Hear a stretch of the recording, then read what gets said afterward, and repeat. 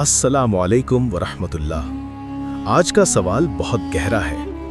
अगर आपको बता दिया जाए कि आपकी जिंदगी का सिर्फ एक दिन बाकी है, तो क्या आप आज कैसी जिंदगी गुजारेंगे? हम सब दुनिया में बिजी हैं, लेकिन क्या हमने कभी रुक कर सोचा कि एक दिन हमें मरना है और अल्लाह के सामने खड़े होना है? दुनिया की हकीकत। अल्लाह ताला कुरान में फरमाता है कि दुनिया की जिंदगी सिर्फ खेल और तमाशा है और आखिरत ही असल जिंदगी है।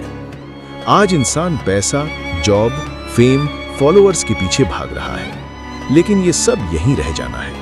कब्र में ना पैसा काम आएगा, ना स्टेटस, सिर्फ अमल काम आएंगे। मौत की सच्चाई।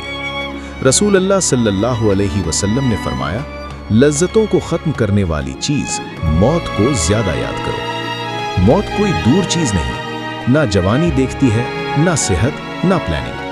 कितने लोग सुबह उठकर घर से निकले और वापस कभी ना आए। कब्र का पहला मरहला। जब इंसान को कब्र में रखा जाता है, तो उसके साथ सिर्फ उसके अमल जाते हैं। दो फरिश्ते आते हैं और सवाल करते हैं, तुम्हारा रब कौन है? तुम्हारा दीन क्या है? तुम्हारे नबी कौन है?